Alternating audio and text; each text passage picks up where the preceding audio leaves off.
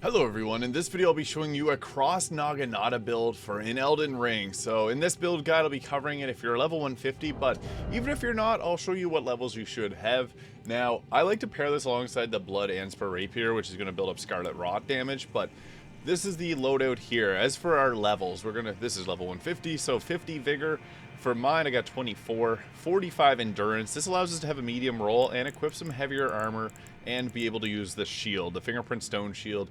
Any type of great shield is going to work well here, but this one has the most damage negation, so we can tank a lot of hits, and it's actually really crazy how powerful this gets.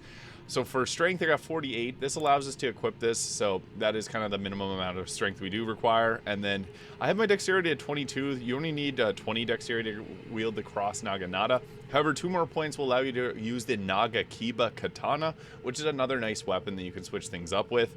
And then I got 15 Faith and 15 Arcane. This allows us to cast not only Flame Grant Me Strength, but also some Dragon Communion spells. So we got a medium roll. Try to get your poise to at least 51 to resist 1 light attack, but 56 is kind of ideal, and use whatever armor that you require. This is not necessary, but the White Mask does give extra damage on blood loss, and also the Lord of Blood's Exaltation also does the same.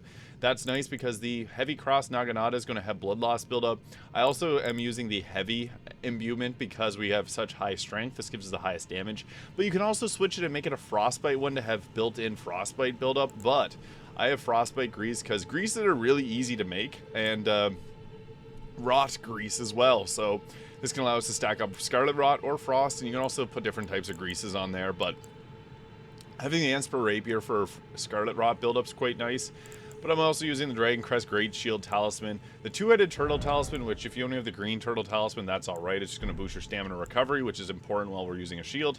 And I have the Great Jar Arsenal to allow us to medium roll, and then Lord of Blood's Exaltation. You can swap out any of these talisman. The only one that's really essential is the Turtle Talisman, but yeah, what we're going to be doing typically in combat. So I have the Bloodhound Step as my Ash of War because it's great for survivability. So typically we want to tank with a shield, but some attacks you do need to use like some dodge rolling to get away. But we can also go with a few different Ashes of War that work well here. So Impaling Thrust is a pretty common one to close the gap between enemies, but I typically use the Impaling Thrust on the Rapier because it has a shorter attack range, and I like Loretta's Slash on here, so we're just going to look through here to find that.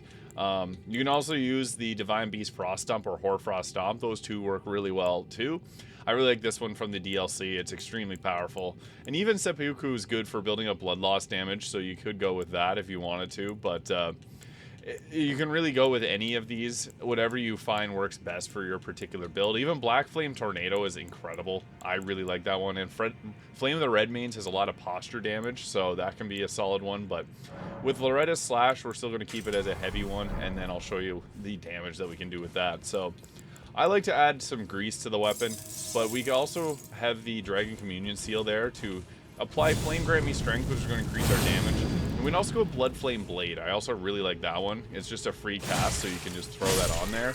But it's pretty strong. Typically, we want to have the shield up and just do our shield pokes, and that's going to be pretty powerful. But if you don't need to, you can just swing with this weapon, and it still does an incredible amount of damage. But we aren't proccing Bleed yet because these guys have such high health. But once we proc Bleed, then we get a huge damage boost.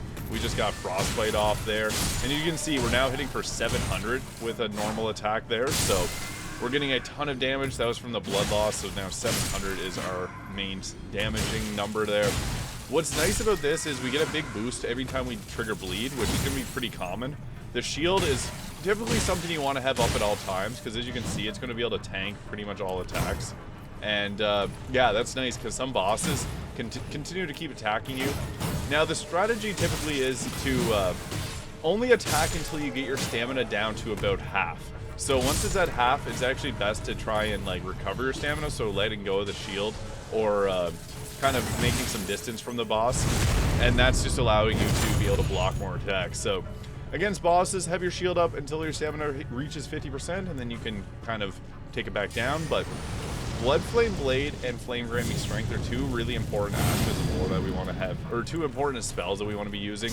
Loretta's Slash here has pretty good range in terms of its damage, so we triggered bleed, and now we're hitting for 800 again. So that is typically what you want to do, is trigger the blood loss and then just go in with damage. So the blood flame allows you to deal bleed damage a little bit quicker as well. So I like this together. If there's an enemy that's not resistant to fire damage, I'm typically going to put blood flame blade on so we don't waste our grease slots.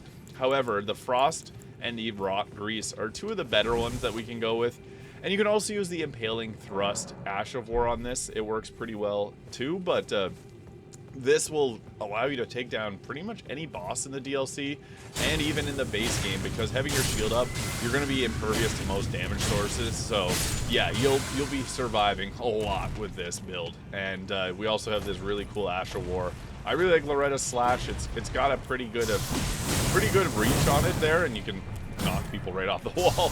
But yeah, Loretta's Slash is really nice just for the extra reach that you get while we're going down too. So there it is. That's the Cross-NAGINATA Build Guide in Elden Ring. This can help you with the Shadow of the Erdtree. If you found this video useful, please hit the subscribe button below, and I'll see you all in the next video.